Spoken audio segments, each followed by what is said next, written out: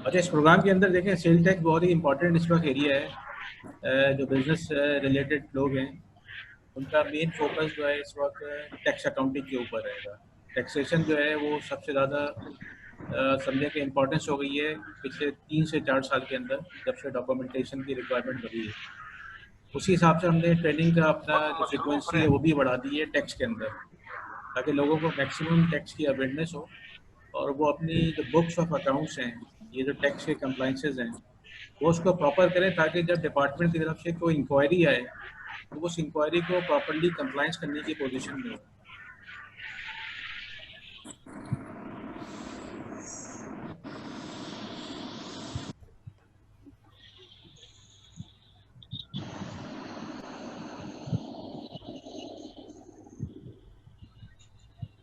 तो जो एरियाज हमने इस प्रोग्राम के अंदर अपने रखे हैं वो आपके सामने स्क्रीन के ऊपर आ रहे हैं।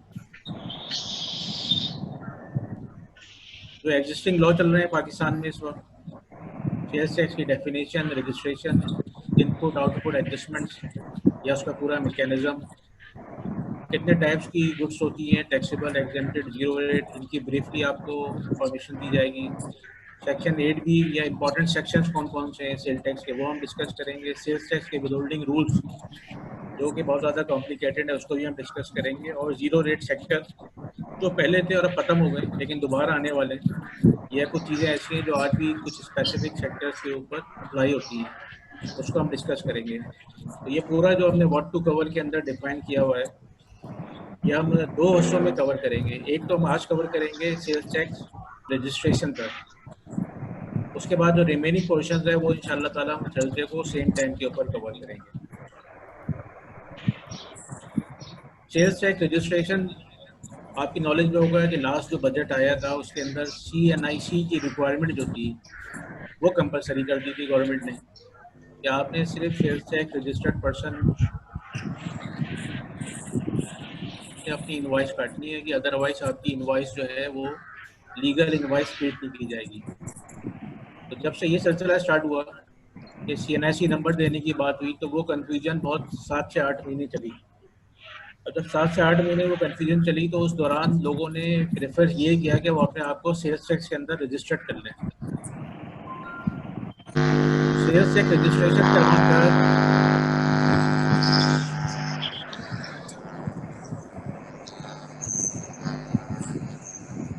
भी बहुत ज़्यादा केसेस आएंगे, आ भी रहे होंगे, कि हमें अपनी कंपनीज जो है वो सेल्स टैक्स रजिस्टर्ड करवानी है। सेल्स टैक्स रजिस्ट्रेशन का एक प्रोसेस था जून जुलाई 1 से पहले का था, 1 जुलाई 1 2019 के बाद का है। 2019 के बाद का जो प्रोसेस है वो बहुत सिंपल हो गया, ऑनलाइन कर दिया हमने। लेकिन पहले का जो प्रोसेस था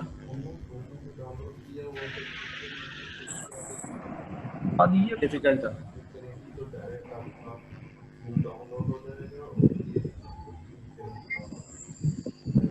आ रही है आपको, कोई प्रॉब्लम तो नहीं है?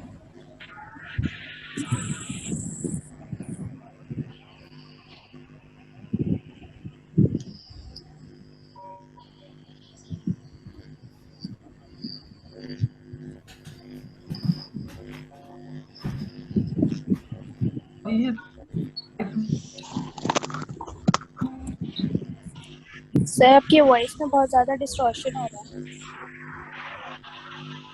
आप लोग अपने वो बंद कर लीजिए, जो है ना माइक बंद कर लीजिएगा तो आपकी प्रॉब्लम शायद क्लोज कर देता हूँ तो वो डिस्टॉर्शन खत्म हो जाएगी। आवाज आ रही है सही? जी अब आ रही है। अगर हम माइक क्लोज कर दें, मैं भी क्लोज कर रहा हूँ, म्यूट कर रहा हूँ।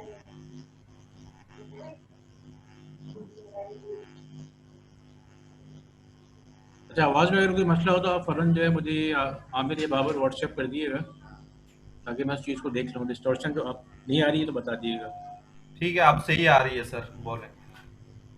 ठीक है, आ रही है, फिर अपना आप ऑन रखिएगा ताकि कम्युनिकेट कर दें मुझे फ़ौरन। ठीक है। अच्छा, आपके सामने स्क्रीन के ऊपर जो इस वक्त स्लाइड आ रही है उसके अंदर बेसिकली जो करंट लॉस चल रहे हैं पाकिस्तान के अंदर टैक्सेशन या रेवेन्यू के रिलेटेड, वो आपके सामने आ रहा है, जिसके अंदर एक इनकम टैक्स ऑर्डिनेंस है, ठीक है, कस्टम एक्ट है, फेडरल एक्साइज एक्ट है, ये वो सारे एक्ट हैं जो इस वक्त पाकिस्तान के अंदर इम्प्लीमेंट हो रहे हैं। इस तरीके से सेल्स टैक्स एक्ट 1990 का है, जो बेसिकली आज का हमारा टॉपिक है।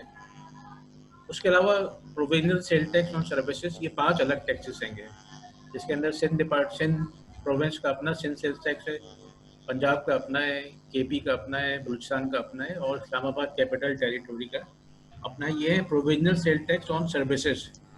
तो इसका मतलब है पाकिस्तान के अंदर इस वक्त जो टैक्सेस चल रहे हैं वो ये समराइज करके आपके सामने सारी स्लाइड्स के ऊपर आ रहे हैं। हम जो कवर कर रहे हैं वो कर रहे हैं सेल्स टैक्स एक्ट 1990, जो कि बेसिकली फेडरल सेल टैक्स है, जो हमारे टॉपिक का नाम भी है। नीचे जितने भी टैक्सेस दिए हुए हैं वो हैं प्रोविजनल सेल टैक्स, वो लगते हैं सर्विसेज के ऊपर, और जो फेडरल सेल टैक्स है वो बेसिकली अप्लाई होता है गुड्स के ऊपर। तो जितने भी गुड्स की ट्रांजैक्शंस हैं उसके ऊपर जो टैक्स अप्लाई होगा वो फेडरल सेल टैक्स, यानी कि जिसको हम आम अल्फाज में बोलते हैं जनरल सेल टैक्स, GST।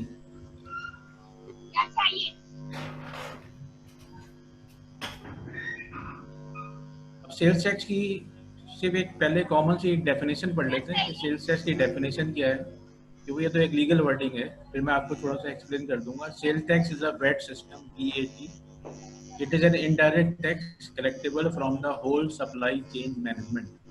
बस ये एक डेफिनेशन है जिसको हमने समझना है। ठीक है, VAT सिस्टम है वैल्यू एडिशन टैक्स। ठीक है, बेसिकली कॉन्सेप्ट सेल टैक्स का यही है कि लेट्स सपोज क्या वैट सिस्टम है ये, एक सप्लाई चेन मैनेजमेंट के अंदर जितनी भी कंपनीज इन्वॉल्व होंगी वो सारी कंपनीज जो है अपने अपने वैल्यू एडिशंस के ऊपर टैक्स देंगी, इसीलिए इसको बोलते हैं value addition tax system, VAT system.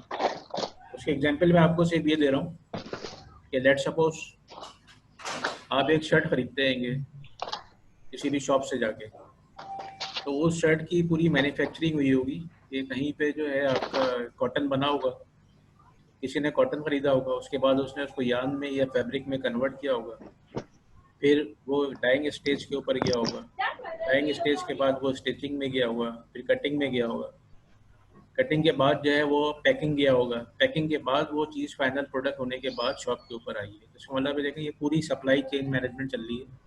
ये किसी एक कंपनी के अंदर भी सारे प्रोसेस हो सकते हैं और ये सारे प्रोसेस मल्टीपल कंपनीज के अंदर भी हो सकते हैं। तो हर प्रोसेस के ऊपर जो अपना अपना सर्विसेज दे रहा है, जैसे कि डाइंग के अंदर मैंने फैब्रिक्स भेजा, तो वो डाइंग वाला जो अपना काम करेगा उसके ऊपर मुझे इनवॉइस करेगा, उस इनवॉइस के ऊपर सेल टैक्स लगा देगा।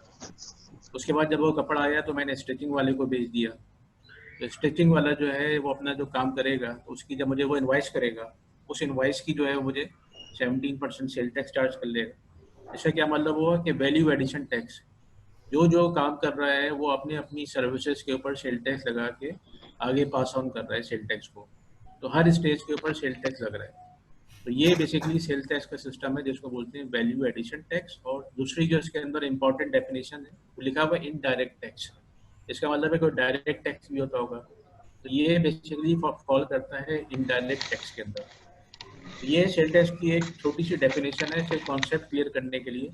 ये सेल्स टैक्स जिस जिस चीज़ के ऊपर इम्प्लीमेंट होता है, हर चीज़ के ऊपर इम्प्लीमेंट नहीं होता है, लेकिन जिस पे भी इम्प्लीमेंट होता है वो बेसिकली उसको जो नॉर्मली बोलते हैं वैल्यू एडिशन टैक्स सिस्टम बोलते हैं।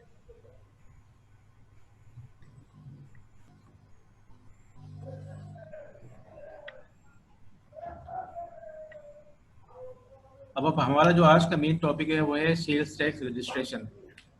सेल्स टैक्स रजिस्ट्रेशन देखें इस पर बहुत ज़्यादा इम्पोर्टेंट जो है इसने अख्तियार कर लिए कि इस एरिया ने, क्योंकि बहुत तेज़ी से बड़ी छोटी ट्रेडर होलसेलर सब जो है अपने आप को रजिस्टर्ड करवा रहे हैं, क्योंकि FBR ने कुछ ऐसे लॉ पास किए हैं पिछले 1 साल के अंदर जिसमें जो अनरजिस्टर्ड लोग होते हैं उनसे लोग काम करना अवॉइड कर रहे हैं, क्योंकि उसमें उनकी कॉस्ट जो है वो ज़्यादा पे करनी पड़ रही है, और जो बंदा अनरजिस्टर्ड है उसको एंटरटेन नहीं किया जा रहा है इंडस्ट्री के अंदर, या कम किया जा रहा है।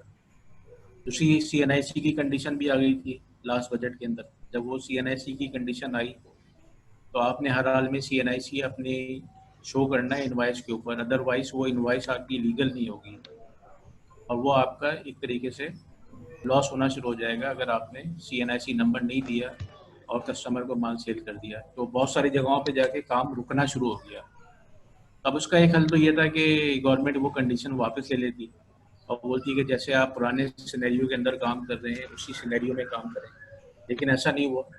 FBR ने उसके ऊपर जो है स्टैंड लिया और वो स्टैंड आज तक बरकरार है और जनवरी 1 से जो है उन्होंने CNIC को बाकायदा इन्फोर्स भी कर दिया। अब इसके अंदर एक ही आपके पास ऑप्शन रह जाता है कि आप जो है अपने आप को रजिस्टर्ड करवा लें ताकि जो शख्स आपको सेल कर रहा है वो कंफर्टेबल हो आपके साथ बिजनेस करने में। जब अपने आप को रजिस्टर्ड करवाएंगे तो फिर आप ढूंढेंगे लोगों को कि भाई सेल टैक्स रजिस्टर्ड करवाना है। तो अगर आपको सेल्स टैक्स रजिस्ट्रेशन का काम आता होगा तो आप क्या करेंगे, कॉन्फिडेंटली जो है उन कंपनीज की रजिस्ट्रेशन की सर्विसेज उनको प्रोवाइड कर सकते हैं। तो ये एक ऐसा एरिया है जिसके अंदर इस वक्त बहुत ज़्यादा बिजनेस है और जो इस वक्त करंट सिनेरियो चल रहा है ये एक ऐसा काम है क्योंकि ये पूरा ऑनलाइन कर दिया है, ये पूरा प्रोसेस। पहले ये मैनुअल था, अब ये काम आप घर बैठ के भी कर सकते हैं। अगर आपको इस प्रोसेस का पता है तो आप इससे अपनी अच्छी एक अर्निंग जनरेट कर सकते हैं। आपको सिर्फ पता होना चाहिए कि प्रोसेस क्या है, डॉक्यूमेंट्स कौन से चाहिए, ये सारा काम घर बैठ के हो जाएगा। तो इस चीज़ को हम आगे देखते हैं कि किस तरीके से जो है सेल्स टैक्स की हमें रजिस्ट्रेशन प्रोसेस के अंदर आगे बढ़ना है।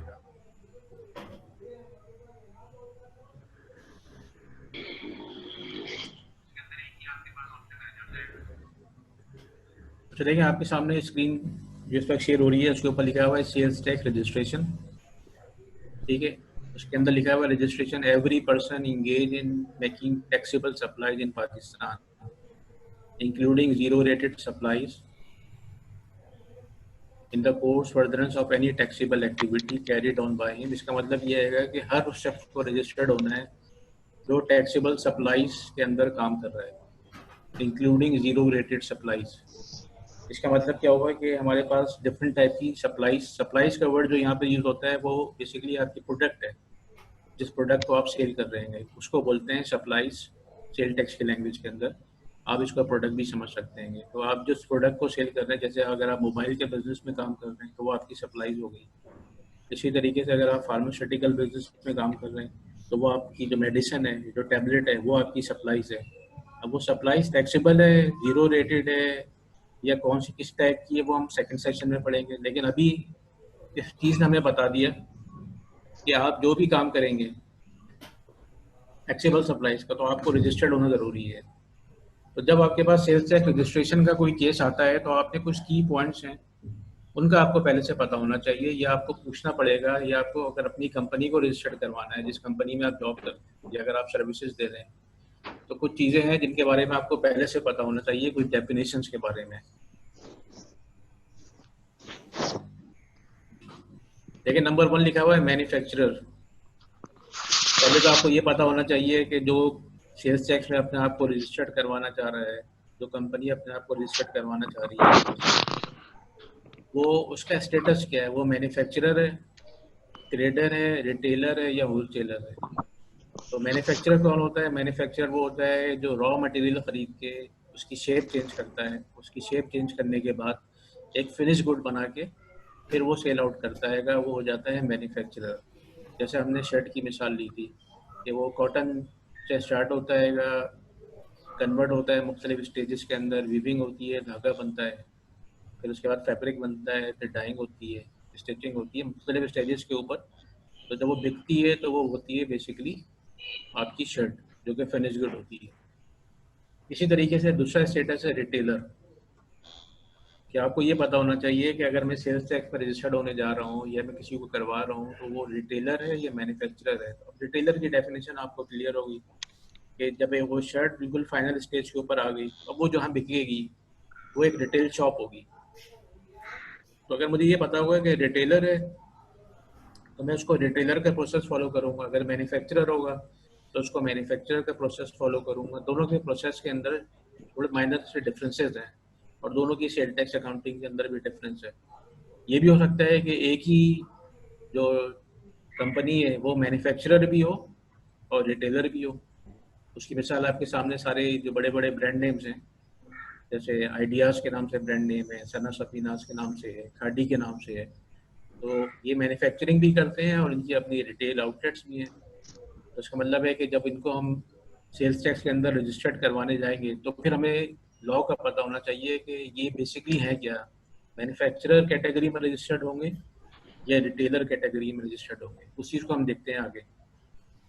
इसी तरीके से इम्पोर्टर है। इम्पोर्टर वो लोग होते हैं जो पाकिस्तान के बाहर से चीज़ इंपोर्ट करते हैं और उसको फिर यहाँ पे सेल आउट कर देते हैं। अब इम्पोर्टर के अंदर दो टाइप के इम्पोर्टर आ जाते हैं। तो हमें ये चीज़ बिल्कुल क्लियर होनी चाहिए कि अगर कोई बोलता है कि यार मैं इंपोर्ट करता हूँ, तो आपको ये पता होना चाहिए कि आपने उससे जो अगला सवाल करना है, वो सवाल आपने उससे ये करना है कि भाई आपकी जो इंपोर्ट करते हैं उसकी दो डेफिनेशन होती हैं। एक होता है कमर्शियल इंपोर्टर, ठीक है, और एक होता है मैन्युफैक्चरर कम इंपोर्टर। दोनों में फ़र्क है, दोनों की सेल टैक्स ट्रीटमेंट में फ़र्क है, दोनों की सेल टैक्स रजिस्ट्रेशन में फ़र्क है। तो अगर लेट सपोज कोई आपको बोलता है कि यार मैं इंपोर्टर हूँ, मुझे सेल टैक्स रजिस्टर्ड करना है, तो आपको जब तक ये नहीं पता होगा कि यार ये कमर्शियल इंपोर्टर है या मैन्युफैक्चरर कम इंपोर्टर है, तो आप उसको फर्दर जो है प्रॉपर सर्विसेज प्रोवाइड नहीं कर सकते। और इवन ये है कि अगर आप एज ए कंसल्टेंट काम कर रहे हैं तो हो सकता है आप उसको गलत जो है वो प्राइस कोट कर दें अपनी सर्विसेज की। आपने उसको ट्रीट किया कि यार वो कमर्शियल इंपोर्टर है जिसका सेल टैक्स रजिस्ट्रेशन रिलेटिवली आसान है, वो बाद में पता चला कि नहीं इसका तो मैन्युफैक्चरिंग यूनिट भी है, तो फिर उसको कन्वर्ट करवाना आपके लिए बहुत मुश्किल हो जाएगा। तो इंपोर्टर कितने टाइप के हो गए? दो टाइप के हो गए, कमर्शियल इंपोर्टर या मैन्युफैक्चरर कम इंपोर्टर। दोनों की बिजनेस की नेचर अलग है। कमर्शियल इंपोर्टर जो चीज़ इंपोर्ट करता है